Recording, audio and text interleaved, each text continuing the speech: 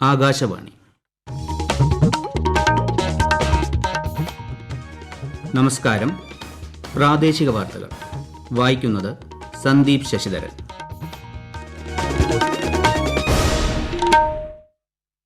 പ്രധാന വാർത്തകൾ. കൊച്ചി മെട്രോയുടെ ഒന്നാം ഘട്ടത്തിലെ അവസാന സ്റ്റേഷനായ തൃപ്പൂണിത്തുറ ടെർമിനൽ പ്രധാനമന്ത്രി രാജ്യത്തിന് സമർപ്പിച്ചു.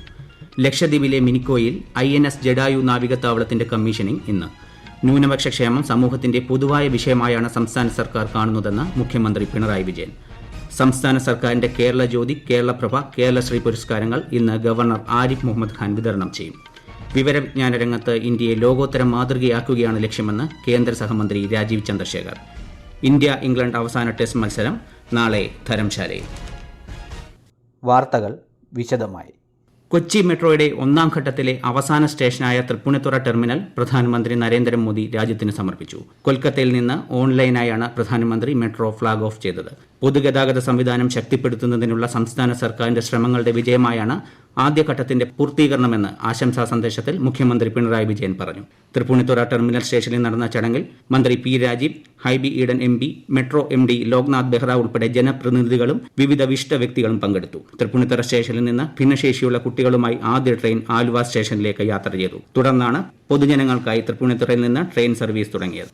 ന്യൂനപക്ഷ ക്ഷേമം ഏതെങ്കിലും ഒരു വിഭാഗത്തിന്റെ എന്ന നിലയ്ക്കല്ല, സമൂഹത്തിന്റെ പൊതുവായ വിഷയമായാണ് സംസ്ഥാന സർക്കാർ കാണുന്നതെന്ന് മുഖ്യമന്ത്രി പിണറായി വിജയൻ. ന്യൂനപക്ഷ വകുപ്പ് സംഘടിപ്പിച്ച ഇൻസാഫ് പരിപാടിയുടെ ഉദ്ഘാടനം തിരുവനന്തപുരത്ത് നിർവഹിക്കുകയായിരുന്നു മുഖ്യമന്ത്രി. നവകേരള സൃഷ്ടിയുടെ ഭാഗമായി ഈ സമൂഹത്തെ നൂതനത്വ സമൂഹമായും വിജ്ഞാന സമ്പദ്ഘടനയുമായും പരിവർത്തിപ്പിക്കുകയാണ് ലക്ഷ്യമെന്ന് മുഖ്യമന്ത്രി പറഞ്ഞു. ഉന്നത വിദ്യാഭ്യാസ മേഖല നവീകരിക്കുക എന്നതും നവകേരള സൃഷ്ടിയുടെ ഭാഗമാണെന്ന് അദ്ദേഹം വ്യക്തമാക്കി. വിവരവിജ്ഞാന രംഗത്ത് ഇന്ത്യയെ ലോകോത്തര മാതൃകയാക്കുകയാണ് ലക്ഷ്യമെന്ന് കേന്ദ്ര സഹമന്ത്രി Rajeev Chandrasekhar. Software technology park of ഇന്ത്യയുടെ ഇൻക്യുബേഷൻ സെന്റർ ടെക്നോ പാർക്കിൽ ഓൺലൈനായി ഉദ്ഘാടനം ചെയ്യുകയായിരുന്നു അദ്ദേഹം. ഈ സെന്റർ മുഖേന പുതിയ സ്റ്റാർട്ടപ്പ് കമ്പനികൾക്ക് എല്ലാവിധ സഹായവും അടിസ്ഥാന സൗകര്യങ്ങളും ലഭിക്കും. ടെക്നോ പാർക്കിലെ വിവിധ സ്റ്റാർട്ടപ്പ് കമ്പനികളുടെ മേധാവികളുമായി കേന്ദ്ര സഹമന്ത്രി ആശയവിനിമയം നടത്തുകയും വിവിധ സ്ഥാപനങ്ങൾ സന്ദർശിക്കുകയും ചെയ്തു.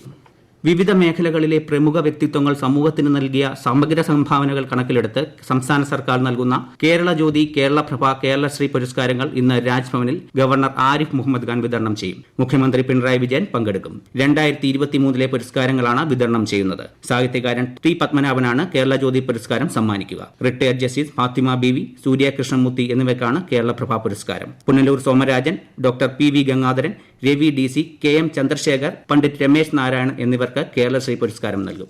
രാജ്യത്തെ തെരഞ്ഞെടുപ്പ് പ്രക്രിയയിൽ കന്നി വോട്ടർമാരുടെ പങ്കാളിത്തം വർദ്ധിപ്പിക്കാൻ ലക്ഷ്യമിട്ട് കേന്ദ്രം നടപ്പാക്കുന്ന പ്രചരണ പരിപാടിയാണ് മേരാ പഹ്ലാ വോട്ട് ദേശ് കെ ലിയെ. വരുന്ന പൊതുതെരഞ്ഞെടുപ്പിൽ കന്നി വോട്ടർമാരുൾപ്പെടെ എല്ലാവരും സമ്മതിദാനാവകാശം വിനിയോഗിച്ച് രാഷ്ട്രനിർമ്മാണ പ്രക്രിയയിൽ പങ്കാളിയാകണമെന്ന് ഈ വർഷത്തെ പത്മശ്രീ ജേതാവ് സത്യനാരായണ ബലേരി ആകാശവാണി വാർത്തകളോട് പറഞ്ഞു.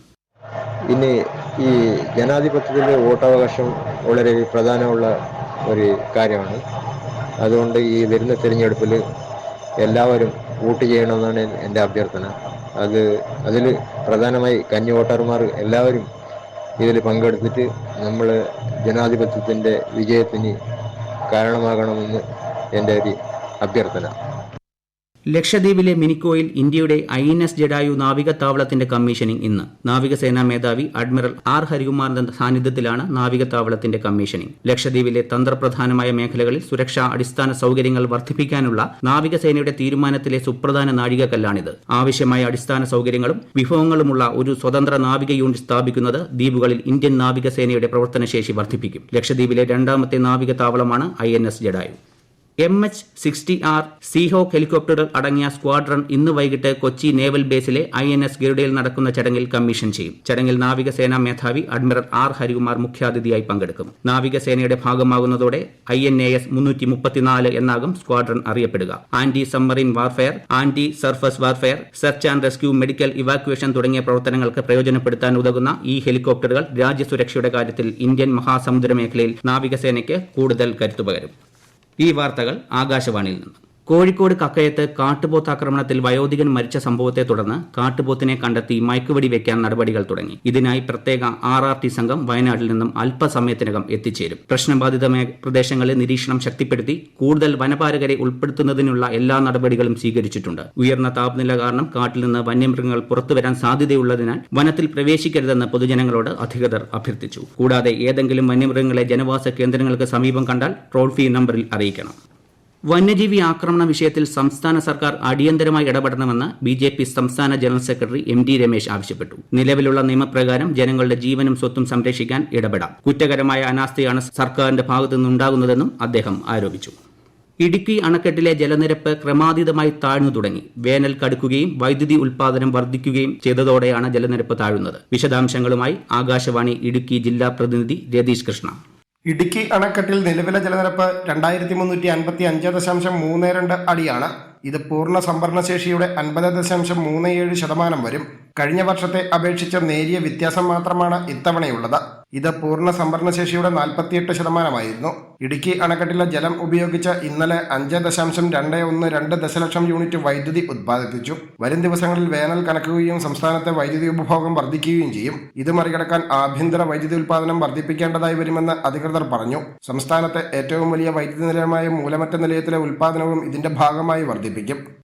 കണ്ണൂർ പാർലമെന്റ് മണ്ഡലത്തിലെ LDF സ്ഥാനാർത്ഥി MV ജയരാജനും NDA സ്ഥാനാർത്ഥി C രഘുനാഥും പ്രചാരണം ഊർജിതമാക്കി. MV ജയരാജൻ ഇന്നലെ തളിപ്പറമ്പ് നിയമസഭാ മണ്ഡലത്തിൽ പര്യടനം നടത്തി. റോഡ് ഷോയും നടത്തി. ഇന്ന് ധർമ്മടം മണ്ഡലത്തിലാണ് പ്രചരണം. ശ്രീ രഘുനാഥ് ഇന്നലെ ശ്രീകണ്ഠപുരം, ഇരിട്ടി നഗരസഭകളിൽ തെരഞ്ഞെടുപ്പ് പ്രചരണം നടത്തി. 2 നഗരങ്ങളിലും റോഡ് ഷോയുമുണ്ടായി. ഇന്ന് കൂത്തുപറമ്പ്, ചിറ്റാരിപ്പറമ്പ് ഭാഗങ്ങളിലാണ് പ്രചരണം.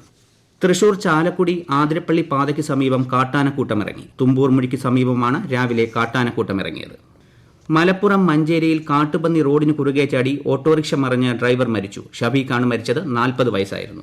ചെണ്ടമേള വിദ്വാൻ കൊട്ടിയം P കമറുദ്ദീൻ അന്തരിച്ചു. 82 വയസ്സായിരുന്നു. 13-ാം വയസ്സിൽ അരങ്ങേറ്റം നടത്തി 7 പതിറ്റാണ്ടോളം ക്ഷേത്രോത്സവങ്ങൾക്കും ആഘോഷ പരിപാടികൾക്കും മേളമൊരുക്കിയ കമറുദ്ദീന് ക്ഷേത്ര കലാരത്നം ഉൾപ്പെടെയുള്ള പുരസ്കാരങ്ങൾ ലഭിച്ചിട്ടുണ്ട്. കബറടക്കം പേരൂർ മുസ്ലിം ജമാഅത്തിൽ നടന്നു. മാധ്യമങ്ങൾ തെരഞ്ഞെടുപ്പ് വിഭാഗവുമായി ചേർന്ന് പ്രവർത്തിക്കണമെന്നും പൊതുതെരഞ്ഞെടുപ്പിന്റെ സുഗമമായ നടത്തിപ്പിനായി വിവരങ്ങളുടെ പ്രചാരണത്തിനും തെരഞ്ഞെടുപ്പിന്റെ പ്രാധാന്യത്തെക്കുറിച്ച് വോട്ടർമാരെ ബോധവൽക്കരിക്കുന്നതിനും വലിയ പങ്കാണ് മാധ്യമങ്ങൾക്കുള്ളതെന്നും കാസർഗോഡ് ജില്ലാ collector K Inbasekar Kasaragod collectorate mini conference ഹാളിൽ തെരഞ്ഞെടുപ്പിൽ മാധ്യമങ്ങളുടെ പങ്ക് എന്ന വിഷയത്തിൽ സംഘടിപ്പിച്ച പരിശീലന പരിപാടി ഉദ്ഘാടനം ചെയ്യുകയായിരുന്നു അദ്ദേഹം. പെരുമാറ്റച്ചട്ട ലംഘനങ്ങൾ ശ്രദ്ധയിൽപ്പെട്ടാൽ ഉടൻ റിപ്പോർട്ട് ചെയ്യണം. എക്സിറ്റ് പോൾ ഫലങ്ങൾ വോട്ടെടുപ്പ് പൂർത്തിയാകുന്നതിന് മുമ്പ് പ്രസിദ്ധീകരിക്കരുത്. പ്രസിദ്ധീകരിക്കുമ്പോൾ വിവരങ്ങളുടെ ആധികാരികതയും വസ്തുനിഷ്ഠതയും ഉറപ്പാക്കണമെന്നും ജില്ലാ കളക്ടർ പറഞ്ഞു. റേഷൻ വ്യാപാരി സംയുക്ത സമരസമിതിയുടെ നേതൃത്വത്തിൽ സംസ്ഥാന വ്യാപകമായി നാളെ റേഷൻ കടകൾ അടച്ച് സെക്രട്ടേറിയറ്റിന് മുന്നിലും അതാതു ജില്ലാ കേന്ദ്രങ്ങളിലും മാർച്ചും ധർണയും നടത്തുമെന്ന് ഭാരവാഹികൾ അറിയിച്ചു. സംസ്ഥാനത്തെ പൊതുവിതരണ മേഖലയോടുള്ള അവഗണന അവസാനിപ്പിക്കുക, റേഷൻ വ്യാപാരികളുടെ വേതന പാക്കേജ് പരിഷ്കരിക്കുക, KTPDS ആക്ടിലെ അപാകതകൾ പരിഹരിക്കുക, റേഷൻ വ്യാപാരി ക്ഷേമനിധി കാര്യക്ഷമമാക്കുക തുടങ്ങിയ ആവശ്യങ്ങൾ ഉന്നയിച്ചാണ് സമരം. ഇന്ത്യ ഇംഗ്ലണ്ട് അവസാന ടെസ്റ്റ് മത്സരം നാളെ ധരംശാലയിൽ നടക്കും. ഹിമാചൽ പ്രദേശ് ക്രിക്കറ്റ് അസോസിയേഷൻ സ്റ്റേഡിയത്തിൽ നടക്കുന്ന മത്സരം ഇന്ത്യൻ സമയം രാവിലെ 9:30 ആരംഭിക്കും. 4ാം ടെസ്റ്റ് വിജയത്തോടെ ഈ പരമ്പര 3-1 സ്വന്തമാക്കിയ ഇന്ത്യ ലോക ടെസ്റ്റ് ചാമ്പ്യൻഷിപ്പ് പോയിന്റ് നിലയിൽ 1-ാമതാണ്. വനിതാ പ്രീമിയർ ലീഗ് ക്രിക്കറ്റിൽ ഇന്ന് ഗുജറാത്ത് ജയന്റ്സ് റോയൽ ചലഞ്ചേഴ്സ് ബാംഗ്ലൂരിനെ നേരിടും. ഡൽഹി അരുൺ ജെയ്റ്റ്ലി സ്റ്റേഡിയത്തിൽ രാത്രി 7:30 മത്സരം. പ്രധാന വാർത്തകൾ വീണ്ടും. കൊച്ചി മെട്രോയുടെ 1ാം ഘട്ടത്തിലെ അവസാന സ്റ്റേഷനായ തൃപ്പൂണിത്തുറ ടെർമിനൽ പ്രധാനമന്ത്രി രാജ്യത്തിന് സമർപ്പിച്ചു. ലക്ഷദ്വീപിലെ മിനിക്കോയിൽ INS ജഡായു നാവികത്താവളത്തിന്റെ കമ്മീഷനിംഗ് ഇന്ന്. ന്യൂനപക്ഷ ക്ഷേമം സമൂഹത്തിന്റെ പൊതുവായ വിഷയമായാണ് സംസ്ഥാന സർക്കാർ കാണുന്നതെന്ന് മുഖ്യമന്ത്രി പിണറായി വിജയൻ. സംസ്ഥാന സർക്കാരിന്റെ കേരള ജ്യോതി, കേരളപ്രഭ, കേരളശ്രീ പുരസ്കാരങ്ങൾ ഇന്ന് ഗവർണർ ആരിഫ് മുഹമ്മദ് ഖാൻ വിതരണം ചെയ്യും. വിവരവിജ്ഞാന രംഗത്ത് ഇന്ത്യയെ ലോകോത്തര മാതൃകയാക്കുകയാണ് ലക്ഷ്യമെന്ന് കേന്ദ്ര സഹമന്ത്രി രാജീവ് ചന്ദ്രശേഖർ. ഇന്ത്യ ഇംഗ്ലണ്ട് അവസാന ടെസ്റ്റ് മത്സരം നാളെ ധരംശാലയിൽ. പ്രാദേശിക വാർത്തകൾ കഴിഞ്ഞു. അടുത്ത വാർത്താ പ്രക്ഷേപണം 12:50.